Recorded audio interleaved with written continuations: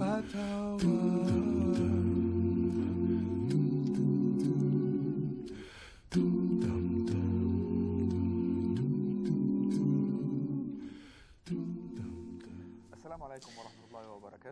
and blessings be upon you, dear viewers, and welcome to your program Fatawa. I have the honor and pleasure to have with me tonight Dr. Sami Mandour, professor at Al-Azhar University. Welcome, Dr. Sami. Before we start, we have chosen a specific topic today, and it is about suicide. But before we start, don't forget to use this useful information in order to contact us if you wish. The numbers are going to appear on the screen. And the other number is appearing also on the screen via Skype, Iqraa Fatawa, fatawa@iqraa.com, facebook.com/Iqraa French, and Twitter @Iqraa TV France. The suicide, it's a very extended phenomena and has occurred in many countries around the world. So we want to stress upon the fact that Islam has a certain position regarding suicide. Do we have the right as humans to end our life, to put an end on our life, and what is the punishment for the person who commits suicide? And then, can we do the mortuary prayer on a person who committed suicide? This and many other questions that we are going to see with Dr. Sami Mandour. So, shall we start, Doctor? In the name of God, most gracious, most merciful, and may the peace and blessings of Allah be upon His Prophet, the seal of His Prophet Muhammad.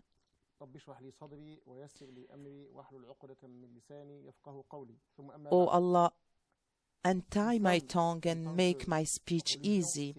Islam, as a monotheist religion, has honored the human soul, and it has made the human soul a sacred soul. So the human being is a sacred creation, a creature, and it is even more sacred than the holy house. And in the hadith, our beloved Prophet, may the peace and blessings of Allah be upon him, tells us that the sacred character of the human soul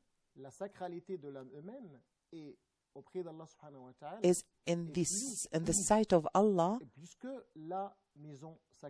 more important than the sacred house. So if the sacred house has a certain importance, the sacred character of the human soul is even more important.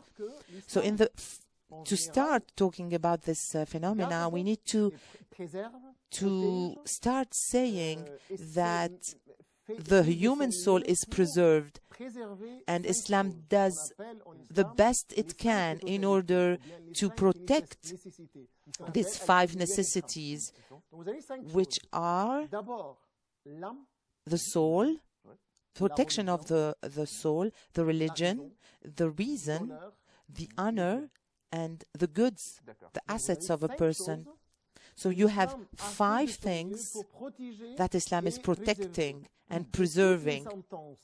So all the sentences, the dispositions of Islam come around these finalities in order to protect all these pillars. We need to protect the human soul, the religion, the honor of a person, and the dignity of a human being. So if we come close to these 5 sacred things and we harm these things, there is a severe punishment.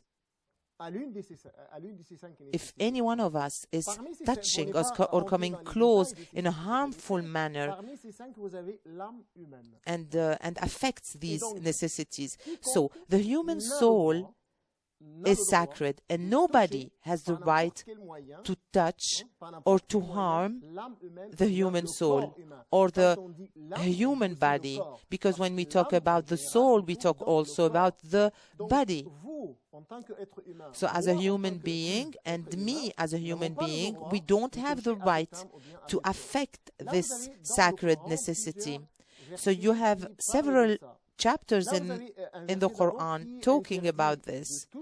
You have a verse that forbids touching the body or affecting the human body.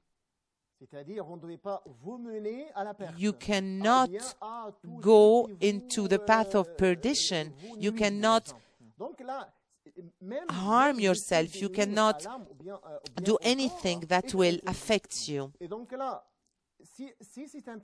So if it's forbidden to touch the body or to injure the body or to do something that will be prejudicial to the body, it is even more forbidden to kill a human soul or to affect a human soul. Even the Prophet, peace be upon him, tells us to not wish for ourselves death. We should not wish or pray so that we die.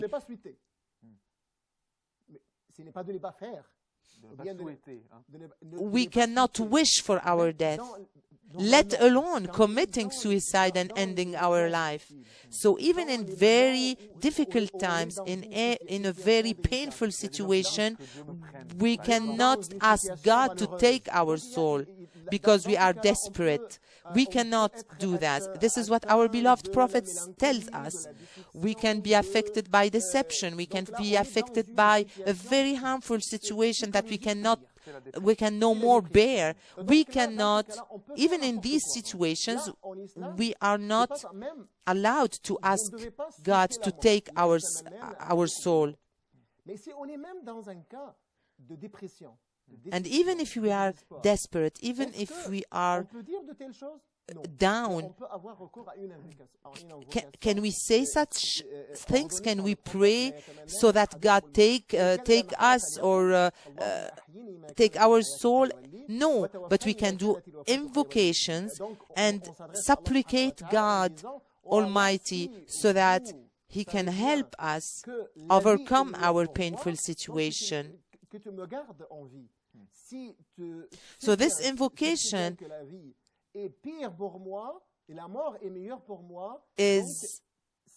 is going to make us bear this situation easily. So you put your life and your affairs and your situation in the hands of your Creator, and He will help you. So to commit suicide and end your life because you believe that this is the solution for your problems in this life is totally forbidden and is against the principles and the precepts of Islam. You are putting yourself in a very harmful situation regarding the day of judgment and the way you are going to be punished.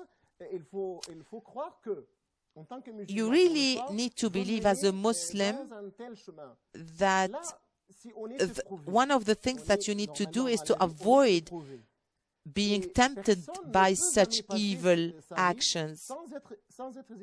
And you need to be sure that if you are going through hardships, then these are tests for you from your Creator.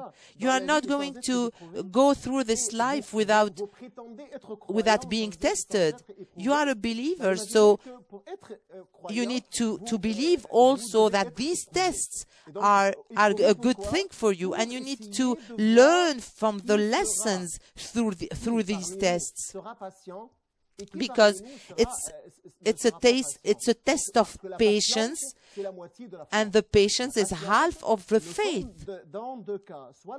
We are either in the patient situation or the gratefulness. If we are going through hardships, then we need to be patient. But if Allah glory to him, has given us happiness and has given us wealth and good health, then we need to be grateful, because if you thank Allah and you are grateful to all your good situation, then you are going to be rewarded even more. In both cases, patience and gratefulness, you are going to be rewarded. The Prophet, peace be upon him, says, I am surprised to the situation of this believer. In all cases, we are always in a good situation. Even if we are going through a painful situation, it's always a good thing for us. Why? Because if he's in a happiness, if he's enjoying his wealth, his good health, then he should be grateful.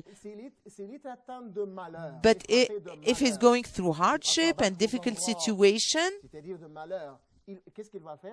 what shall he do? He should be patient. And this is going to be rewarded. So in both cases, you are in a good situation. You need to have trust in Allah, glory to him, because he alone is going to be with you and help you. So Muslims need to know all these principles and all these essential things.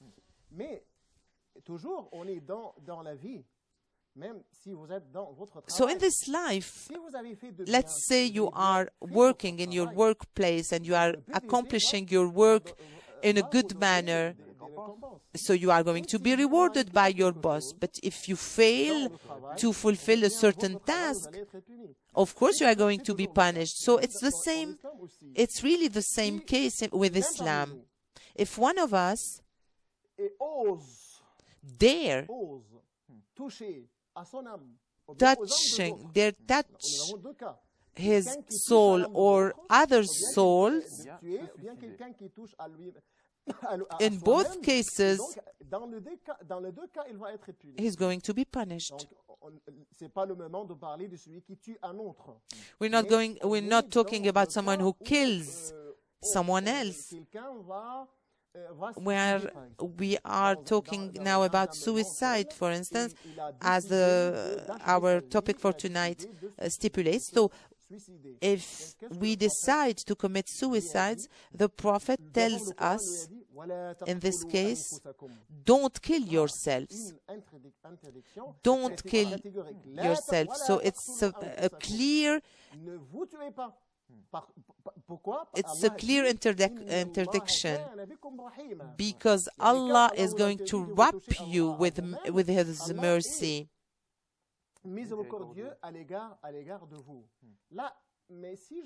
But if I dare transgress such a rule, what is my reward going to be?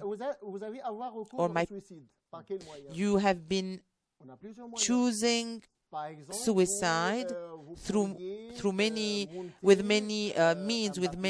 For instance, you are going to jump off a building.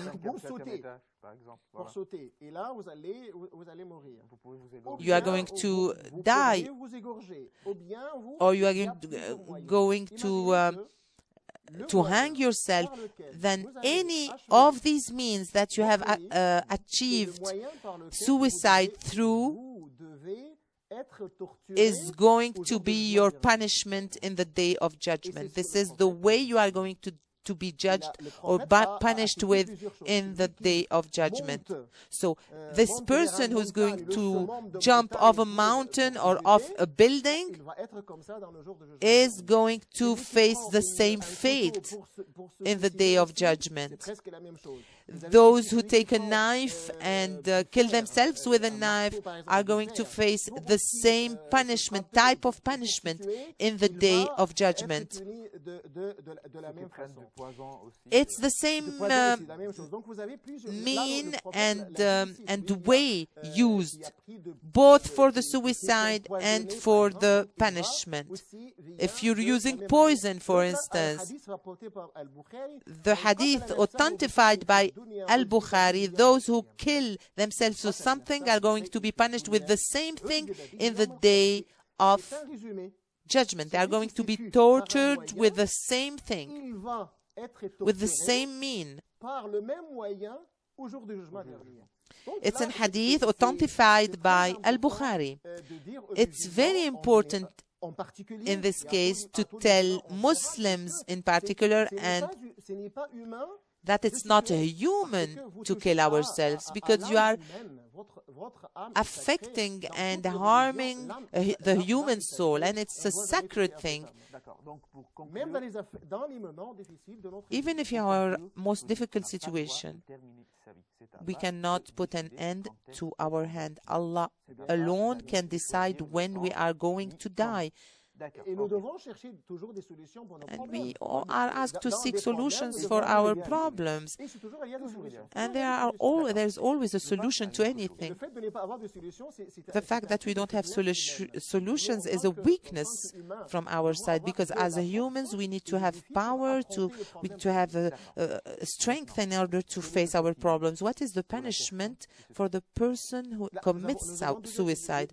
We've already mentioned the type of suicide, what are the tools used, and these tools are going to be used for his punishment the day of judgment. You have another hadith here that says that he's going to be this person is going to be tortured in hellfire. But the scholars interpreted these hadiths in differently. So it's a threat for any person who is thinking to commit suicide, and hellfire is what awaits him. This is briefly what type of punishment is waiting for him. This is according to hadith. Can we do mortuary prayer for the person who commits suicide? Most of the scholars approve the fact that we need to do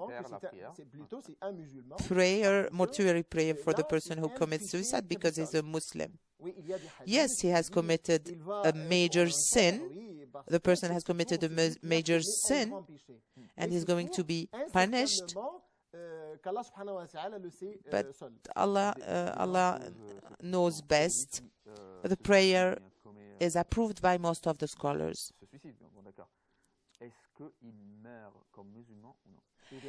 Does the person die as a Muslim or not? Yes, of course, he dies as a Muslim. In the time of the Prophet, peace be upon him, someone committed suicide. The Prophet didn't perform the mortuary prayer, but allowed other Muslims to do the prayer on this person. Just to give an example for the whole nation, that the person who commits suicide is not a perfect Muslim. I perform prayer only for perfect Muslims. That's the message that our beloved Prophet wanted to give through his abstinence of doing prayer on this person. A short break and then come back to answer your questions, dear viewers. So stay with us.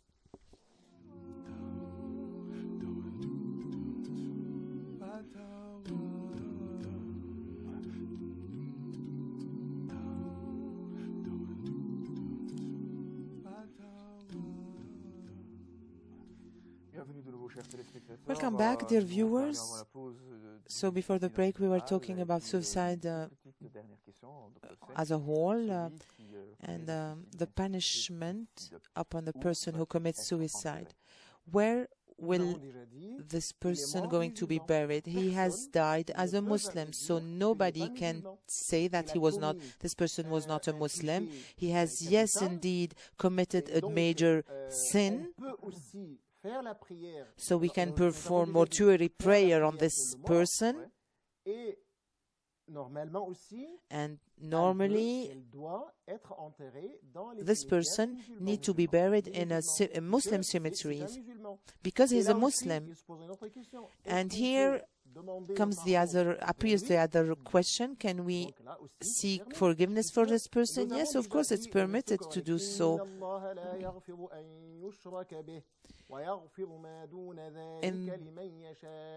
In the Quran, the verse tells us that he has committed a sin, but it's not polytheism. So all sins are forgiven except polytheism.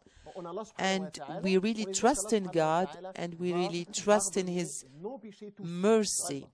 And we're praying that Allah Almighty is going to forgive all Muslim sins, if God wills.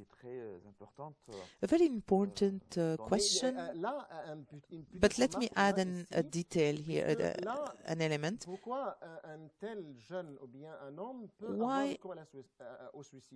Why is a person thinking about suicide sometimes? Well, the most common answer is because he's facing certain difficulties in his life.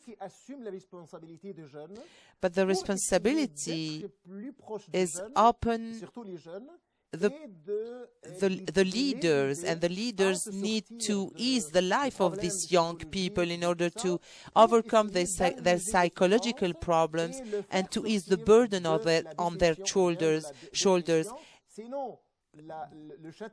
Because really these young people need our assistance, need people's help. It's really the responsibility of both sides, the young people and the leaders. I have another important question regarding pictures.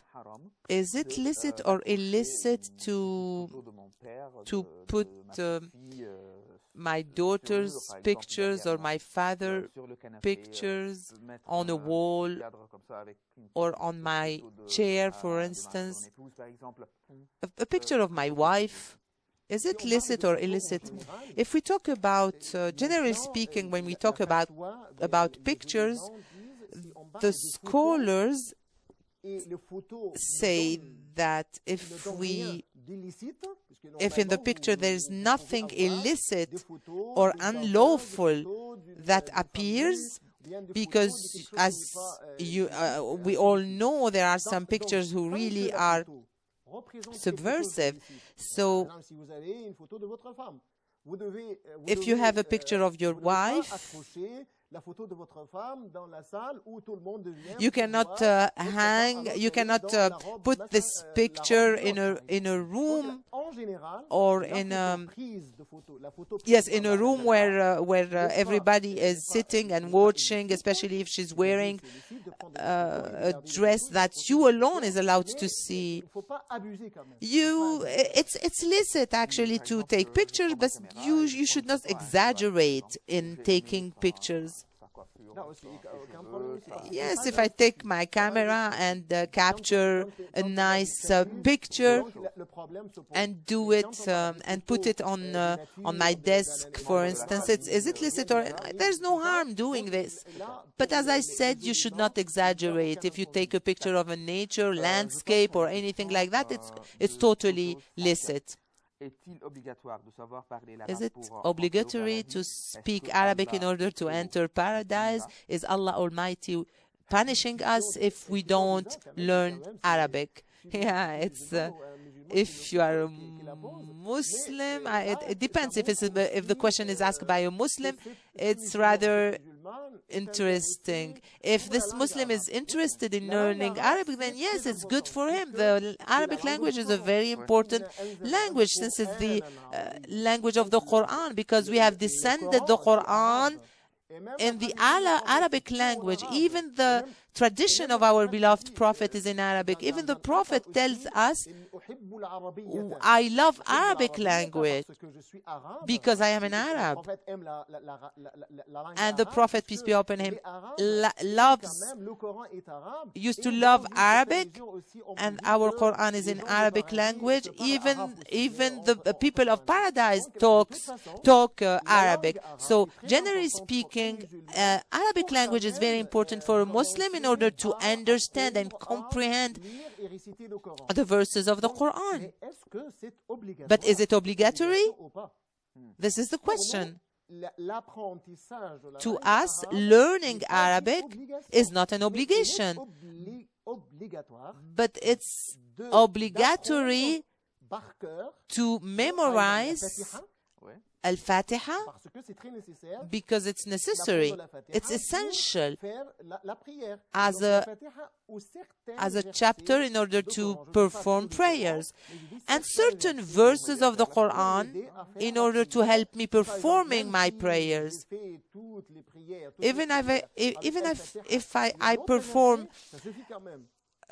all my prayers with Al-Fatiha and a very short verse, it's more than enough. But it's very important to read and recite Al-Fatiha in Arabic and certain verses, even short verses of the Quran, of Noble Quran. But it's not an obligation to learn Arabic. Generally speaking, it's not an obligation. If I don't learn Arabic, it's not going to make me face hellfire. The punishment is not going to be this severe. But if I have the means and the time to learn Arabic, to show my love to Allah, praise be to Him, because this will help me to understand the Noble Quran and the Sunnah, then it's best to do it. Sana Alim, the dialogue between Iblis and our beloved Prophet, is it an authentic hadith? Which dialogue are you talking about, dear viewer? In the Noble Quran, there is a very important dialogue between Allah Almighty and Iblis. So if there is a dialogue between Allah, glory to Him, and Iblis, does this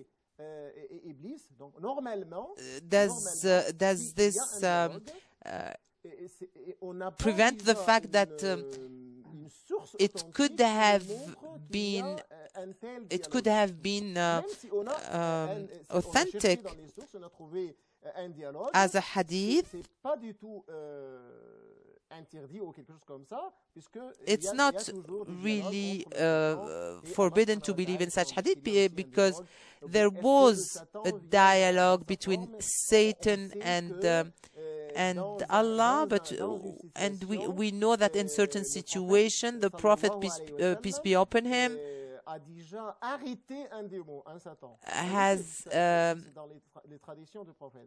has won over the insufflation of Satan.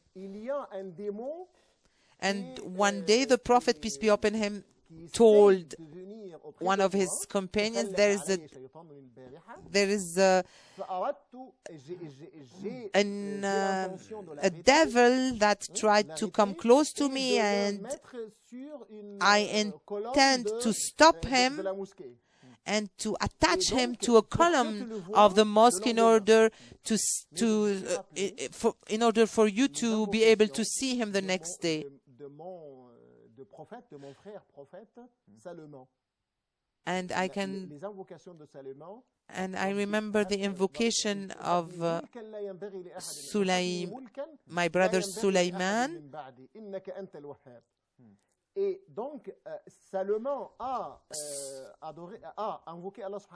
So Sulaiman invoked Allah Almighty to give him an awesome kingdom in the present and in the future. and within this kingdom there were jinn living in it.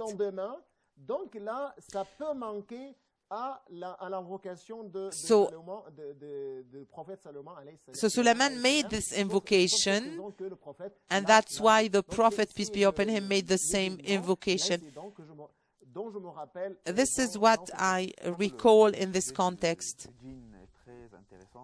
The topic of jinn is a very interesting topic. That's why we will need an entire episode around this subject. Sana tells us.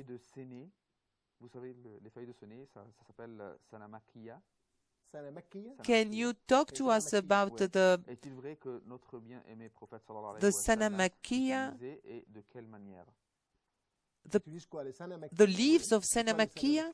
What is Sana Makkiya? It's leaves. It's a type of leaves from a certain tree.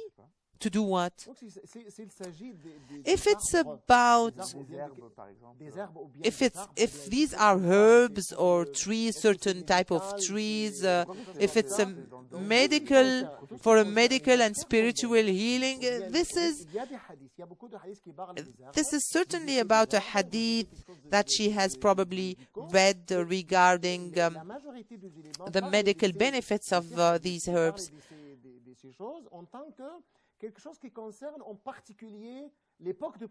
But sometimes it's mentioned regarding the era of our beloved Prophet. But today we can use these leaves in order to extract a matter in order that can heal us from a certain disease. But we need to know if it's correct or not. We need to go back to study the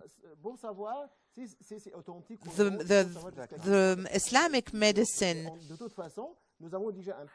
But we already have a hadith that tells us you know better about your state of affairs than us. We have Layla from France.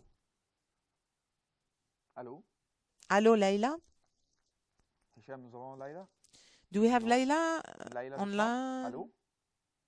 Do we have Layla? We cannot hear her. Then we have Samira.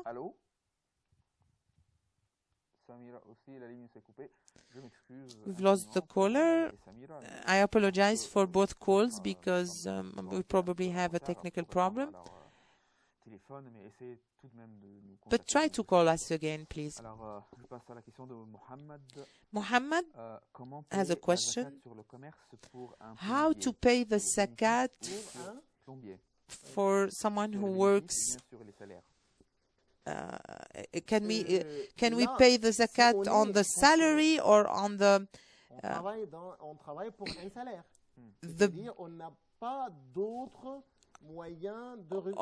extra amount of money that we make? If we are working and making a monthly salary, is there any zakat for the salary? It depends on the amount of the salary, because you have to know how to pay the zakat and under which condition. You need to know the minimum charges for the zakat. We need to have the value of 85 grams of gold. So this is the value of this amount. The value of 85 grams of gold. Annually, yearly or monthly? No, yearly. So this value of gold for one Hijra year, I think Layla has come back with us. Yes, peace be with you. I have a question regarding a woman who has her periods. Can she touch the Quran or any other book that contains verses from the Quran. Thank you very much, and may God bless you. We're going to answer this question briefly. Is the woman allowed to touch the Quran during the menstruation? It's forbidden, according to the hadith, to touch the Quran, but to touch another book that has certain verses in it, it's not the noble Quran itself, then I think it's permitted, because it's not the Quran. And the hadith is talking about specifically about the Quran, so only the purified can touch it. I think that any other book, even containing verses from the Quran, is totally fine to touch it. The zakat on the salary, so we have to calculate the value of 85 grams of gold. These are the minimum charges. We can give an example in order for people to be able to understand. For instance, 1,000 euro. How am I going to calculate the minimum charges on this? If the gram costs 1,000 euro, so you can calculate. It's 85,000. So I need to have this amount for one Hijra year. And if it doesn't remain the same, so there is no zakat to be paid. 1 second, please. I didn't understand. I have, for example, an amount of money that is fluctuant. It's not a stable amount for the entire year. Once what I have reached the minimum charges, the nisab, for instance, we have calculated 85,000 a year, per year. So this is an example. This amount needs to remain for a whole year of a Hijra year. If it remains only for 6 months,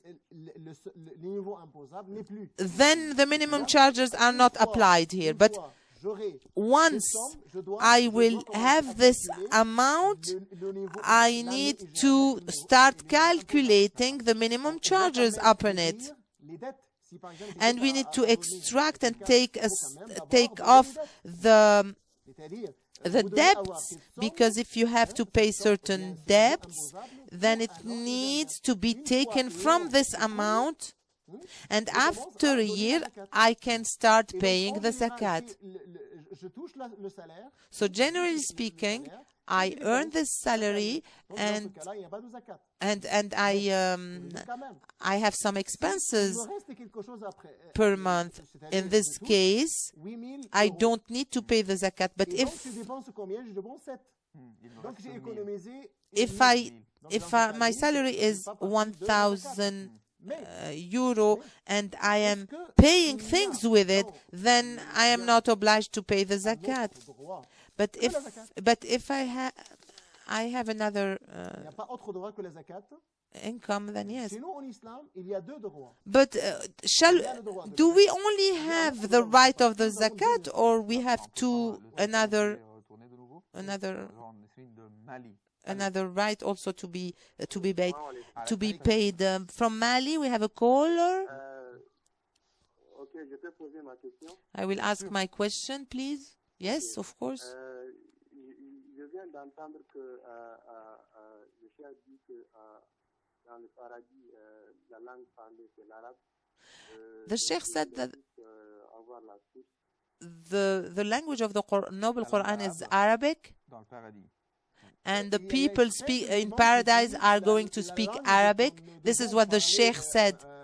Yes, certain scholars say that the language that is going to be spoken in paradise is Arabic. But not all sources say this.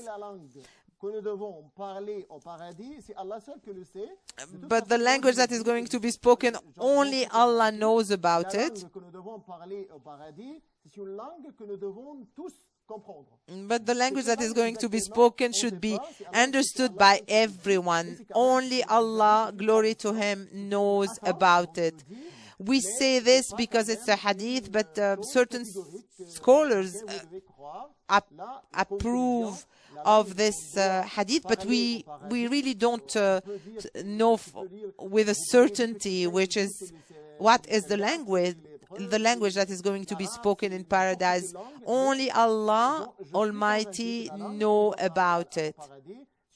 I am convinced that the language that is going to be spoken is a language that needs to be understood by everyone. So before we take a short break, we are talking about zakat.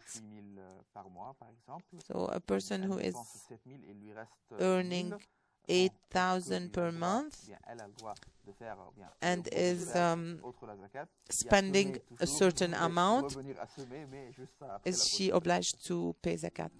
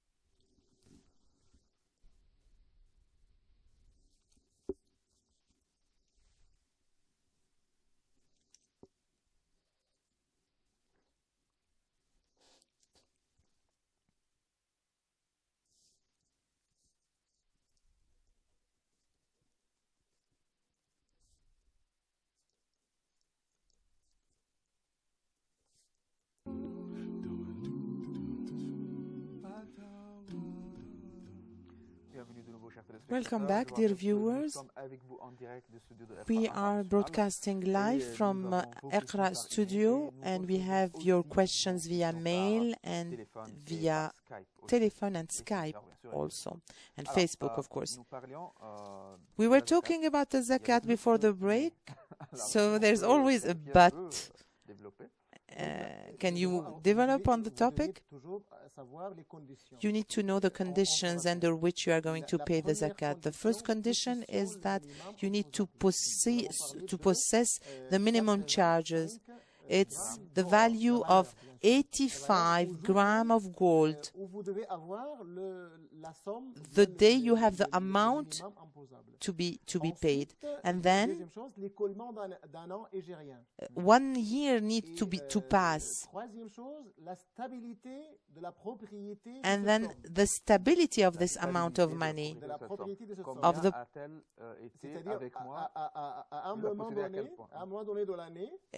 in a certain moment of the year, I have this amount,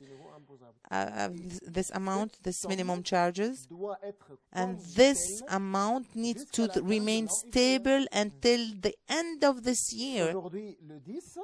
Today is the 10th of February, let's say, so the amount needs to be stable until the 10th of February of the next year, and it needs to be according to the Islamic calendar, a year according to the Islamic calendar. Yes, a caller from France. Peace be with you, Ramzi. Thank you very much for your program. May Allah reward you.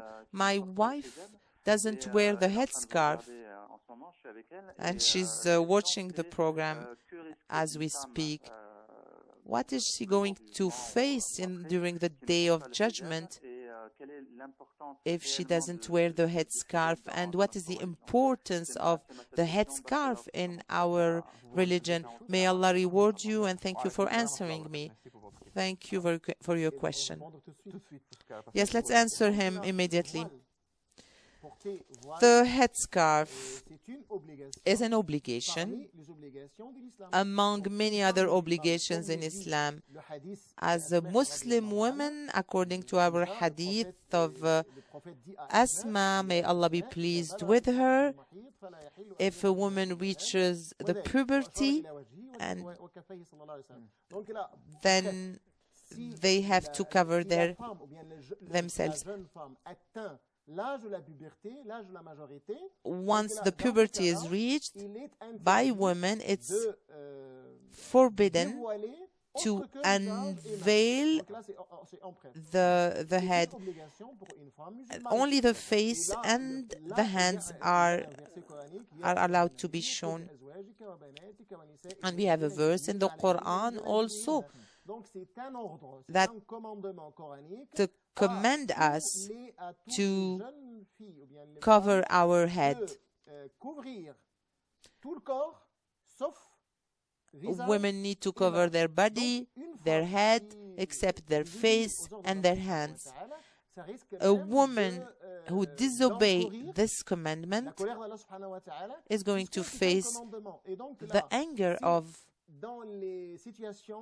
Allah, glory to Him, because as a Muslim woman, she needs to obey these commandments and she needs to fulfill certain obligations. Even the husband needs to advise his wife, because he's responsible for his wife. He needs to teach her, because it's an honor for her to cover her parts and to cover her sacred parts.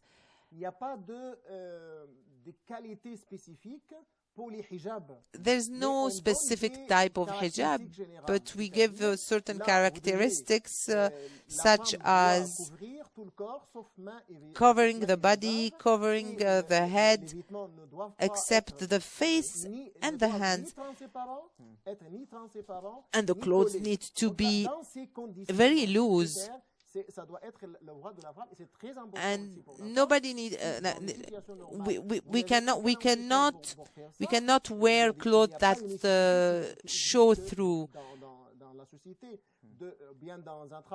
If you are in a workplace that obliges you to take off the headscarf, we can understand that in certain countries it happens.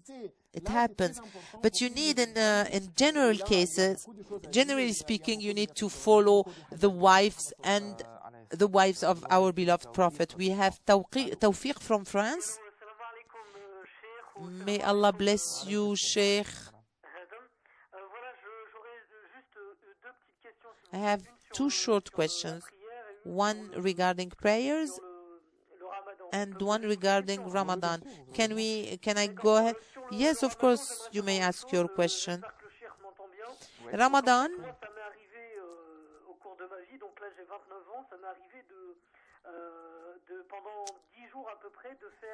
It happened to me to eat a few days during Ramadan, voluntary.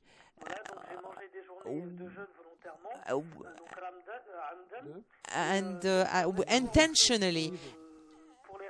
So what shall I do in order to make up for these days? How shall I do that?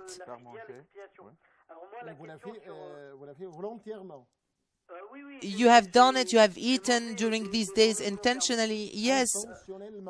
Yes, intentionally. Yes, exactly. I really need to know how am I going to do an expiate an oath? How am I going to give this fidya? Am I going to feed 60 poor people and fast in order to make up for these days?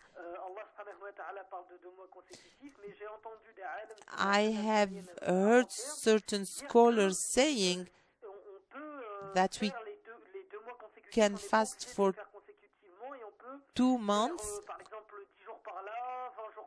but not necessarily in a row. We can fast, for instance, 10 days here, 10 days there, and so I really need your opinion about this. And I have another problem. I cannot remember the number of days during which I was weak and I ate intentionally. So regarding the prayer, it's the same actually. I have missed so many days.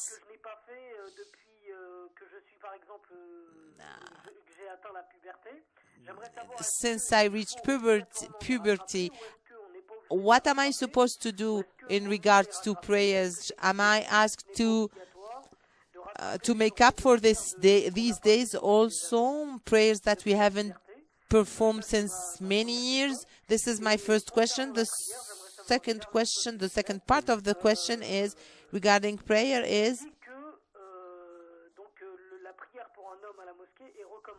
the prayer for men at the mosque is recommended in congregation. Group prayers are recommended at the mosques.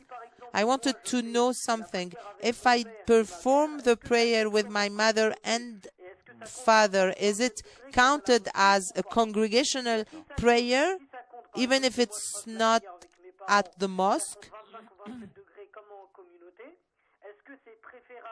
Is it better to do it at the mosque, or is it also recommended to do it at house with my parents? So, another thing for the zakat. I really want to pay the zakat. Sheikh said previously that certain conditions need to be met. Is it possible to give the zakat in need without paying money by other means? Thank you very much, and may Allah reward you for your program. Yeah, we have so many questions. So we'll start with Ramadan.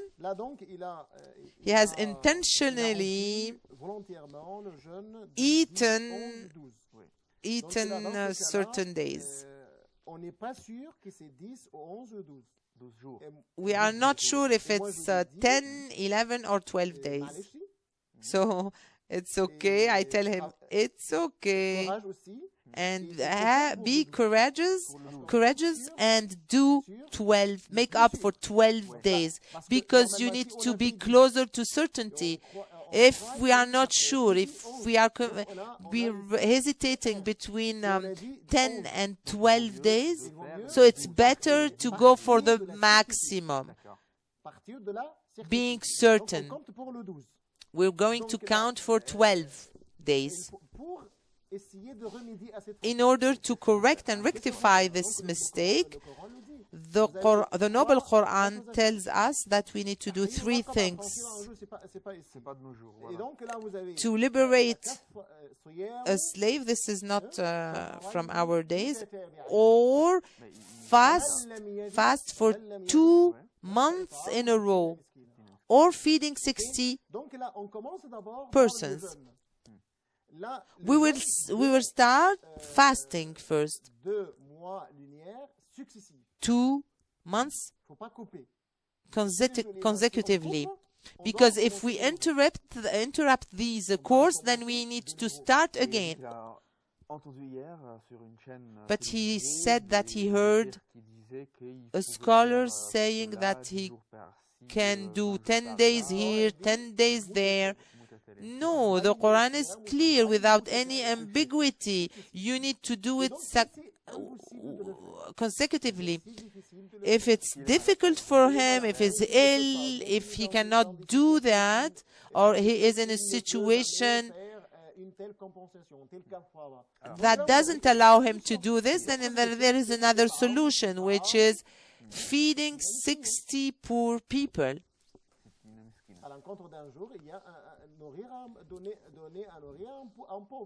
Feeding 60%. How to calculate? Feeding a poor person for 2 meals. For instance, we are fasting. Then we are going to feed this poor person with the food that we were supposed to be fed with. I cannot calculate. They need to do the calculation and seeing what are the amount of euros they need to pay for this person in meals. How does it cost for me to eat on a daily basis? We need to calculate that and then feed this person with the same amount. So you have fitar and suhoor. You have 2 meals, and this is going to be calculated this way. So every day for 60 people, so 12 by 60 by 2. You have to do the calculation in order to be sure that it's correct. And it's so 12 by 60 by the amount of money you spend for the meals.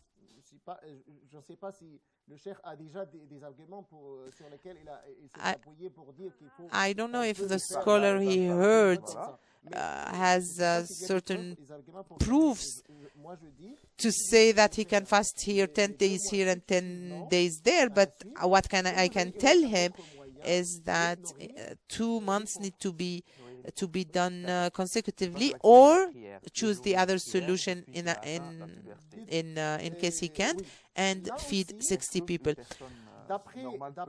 Regarding the prayer, according to the scholars, he needs to make up for these prayers, missed prayers. What if he didn't pray for 20 years? Then in this case, we need to be easy on ourselves. We cannot complicate things. If I am repenting and I really have the sincerity to make up for these missed prayers, it's very simple. And I am praying Dhuhr. I can perform another Dhuhr prayer. If I'm praying Asr today, I will do another prayer for Asr, etc. I do the actual salat, the actual prayer, and then I do another prayer until the end of my life. I need to have this intention, sincere intention of making up for the missed prayers and doing this way. It's very easy, and things shouldn't be complicated. And Allah, glory to Him, is going, inshallah, to forgive me. And the only condition that I really have sincerity in my heart. The third question regarding the congregational salat, prayer at the mosque or at home. Anyways, one prayer at mosque has more value and spirituality than the prayer at house, because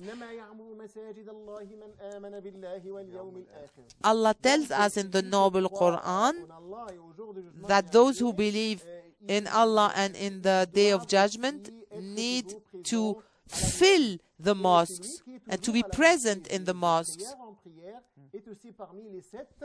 And people who are in the mosque from between a prayer and another prayer are going to be those who will be shed with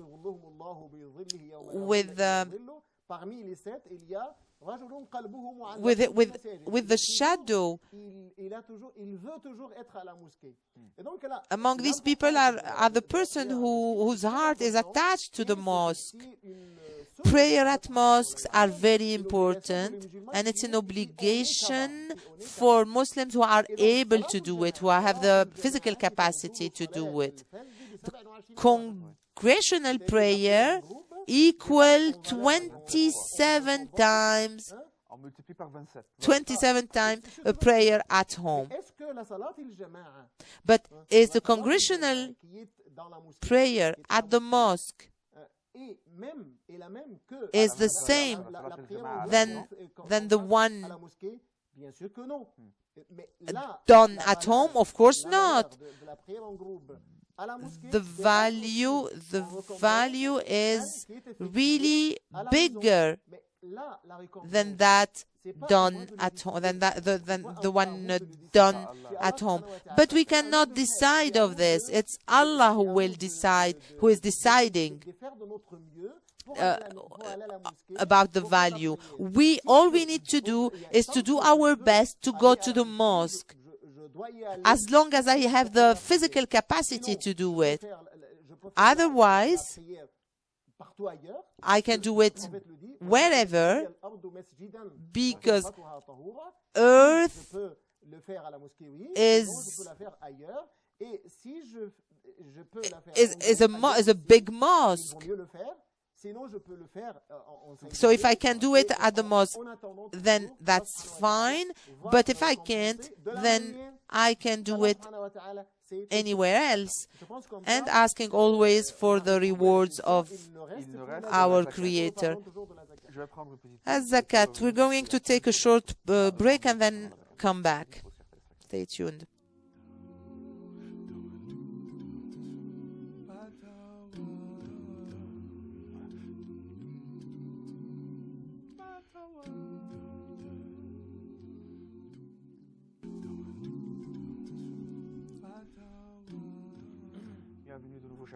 Welcome back, dear viewers.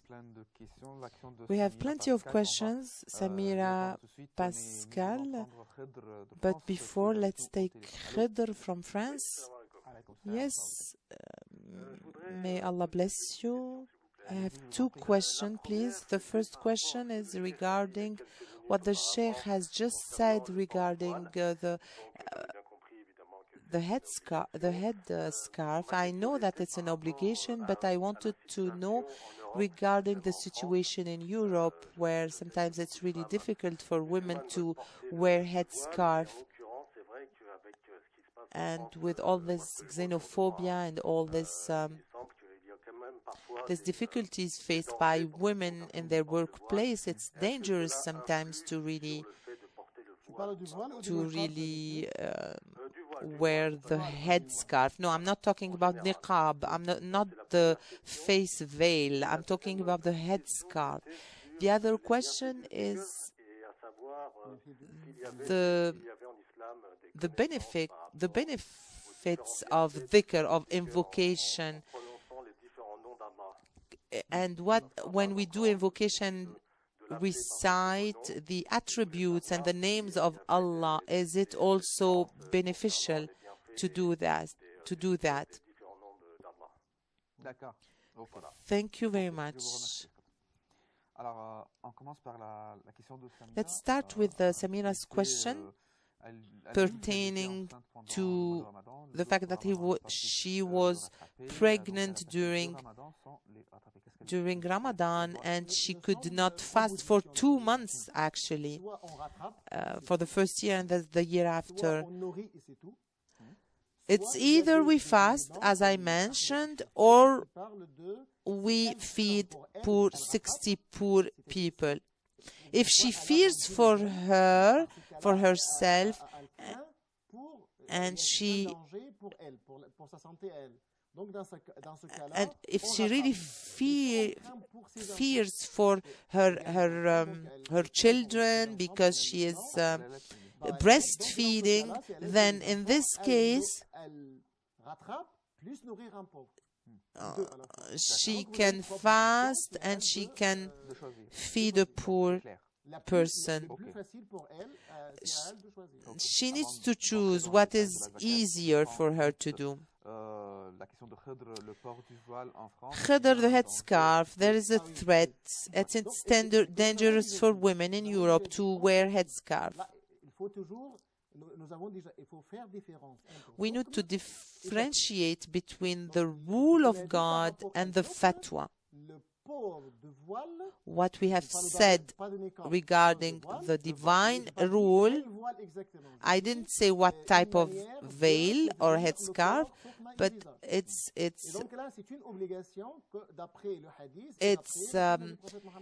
covering the body, the head, and except the face and the hands. This is the majority of scholars. This is the rule. This is the hukm, the law. When we talk about fatwa, we take case by case. You need to know in which case your wife is, and are we allowed to make an exception. But generally speaking, we cannot deny or we cannot say anything contrary to the fact that it's a law and it's a commandment of Allah, glory to Him. But if we are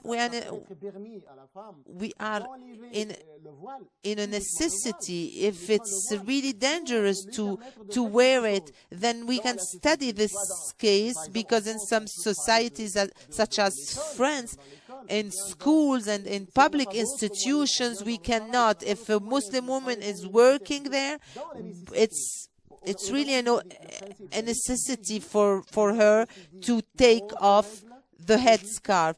Then here we're talking about the fatwa, because we have to study her case. We have to do exception for this woman to protect her life if she's under threat.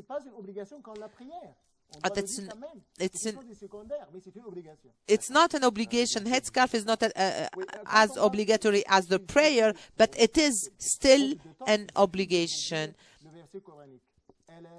Suffice to mention the ayah in the Quran, the verse in the Quran regarding the invocation. The invocation soothes our heart, and our heart became so peaceful and so soothed by the invocation of Allah. You can do it secretly, we can do it publicly, you can do it loudly, by any means possible, while walking, before going to bed. You can do invocation whenever you want. The benefits of doing invocation using the names and attributes of Allah, there are probably some benefits, but the benefits is to consolidate the heart of the believer, doing invocation and multiplying this act and doing it, making it a habit. We have a short question concerning Zakat al-Mal.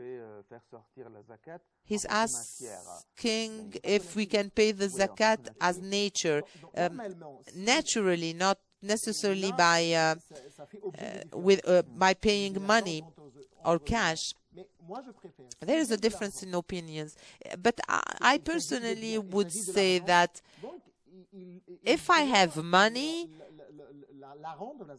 then zakat should be paid with money. There is zakat az-zuru', which is the grains, paying zakat with grains and cereals. Are there scholars who say that approve this type of zakat? You need to see the end goal. Is it beneficial to the poor to give to pay the zakat cash, with money, or with naturally, like zakat al-duru'? Zakat al-mal means that you have money, and it means that you need to pay it with this money. You need to look at the interests of the poor person that you are going to pay the zakat for. If you see that this person is going to spend this money in everything and everywhere, and is not wise enough to invest it in good channels, then I need to buy items for this person and give these items for this poor person. So really, every case needs to be looked at this way.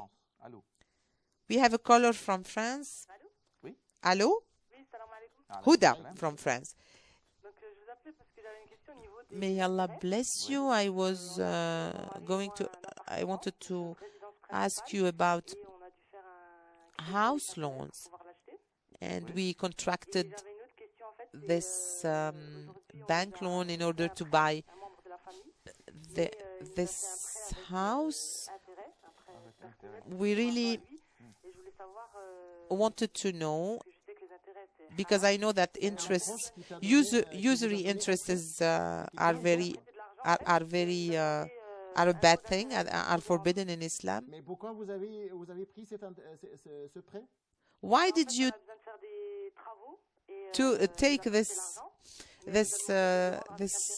loan? Actually, the person, it's not the bank, the person gave us this loan with interest, and he asked us to pay him back with interest. So you have two types of loans. You have the bank loan, and you have a personal loan that you took from a person who asked you to pay him back with interest. So let's see how this issue is going to be solved. We have answered these type of questions. In Europe, some Muslims need to buy a property, and they have no other way but to take a loan from the bank. If you don't have the amount of money in cash, then you can take this loan, but only if it's a necessity, because necessity, as we said, allow us to touch the illicit or to touch the forbidden, but only in case of an obligation, in case of a situation where I am really obliged, I have no other choice. Regarding the other case, it's really dangerous. If you have taken money from a person who told you and asked you to pay him back with interest, and you are not in a necessity situation because you took this loan in order to buy furniture, it's not a necessity. It's not this major necessity. This person has asked you to pay him back with interest. It's usury, 100%. It's 100%. It's haram. It's illicit. And Allah tells us, fear Allah and don't come close to riba, abandon riba and anything that remains from the riba. There's no necessity that obliges you to take this loan from this person. The value of 85 grams of gold for the zakat as minimum charges. Let's talk again about this question. It needs to be 85 grams of gold for an entire year. So if it's money, here it's 200 dirham.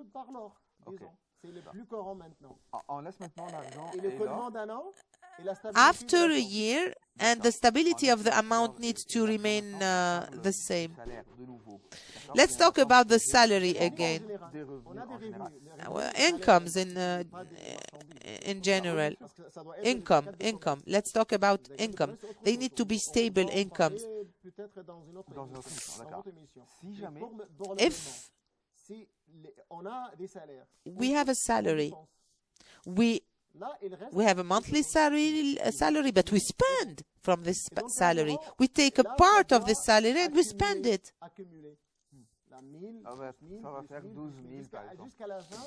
But we have to calculate for a year. Let's say we have 12,000 at the end of the year. Upon this amount, calculation needs to be done in order to see the value of 85 grams of gold. So once we have done this calculation and it has reached the minimum charges, which are the value of 85 grams of gold, I need to start counting the year. Let's say we start at the beginning of Dhul Hijjah. This amount of money is going to remain until the month of Dhul Hijjah of next year. So the minimum charges remain through the year, and at the end of Dhul Hijjah of next year, I need to know if the amount has been reduced or has remained the same or increased. If it's reduced, there is no zakat to be paid. If it increases, I will pay the zakat upon the entire amount that I have. I have another question. We need to calculate. I have the entire amount. I need to extract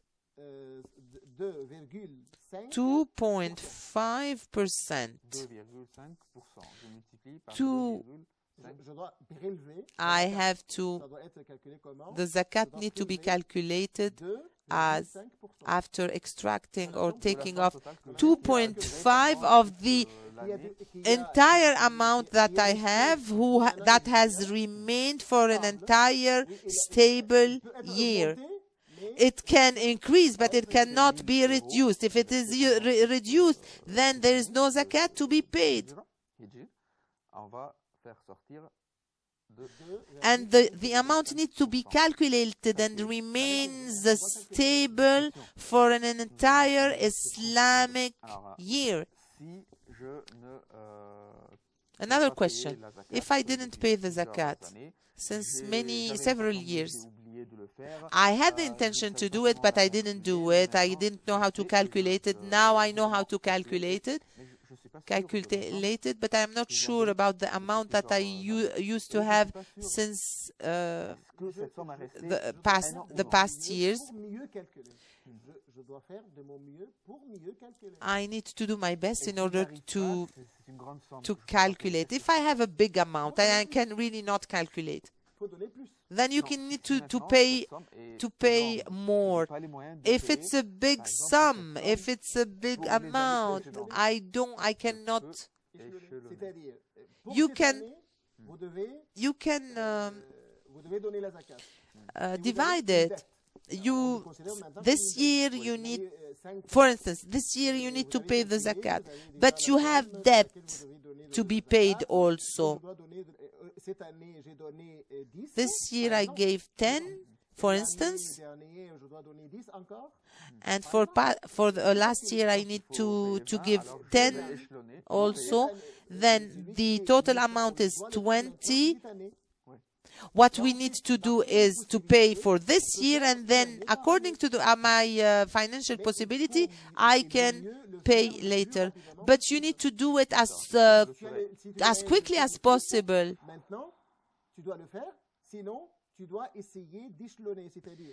And try to do it the best you can. You pay this year, and then when you have the means, then you can pay for the year that has passed. The principle is to have the intention to pay and to rectify for the years that you haven't been able to pay. You have the verse in the Quran that there is a clear right and calculated, which is the zakat. We didn't finish talking about the zakat. It's a vast topic, but inshallah for next time. So with this we come to the end of our episode for tonight. Thank you very much, Dr. Sami Mandour, professor at Al-Azhar University. Thank you for being with us.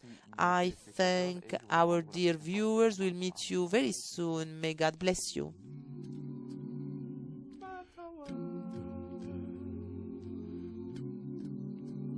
Fatawa.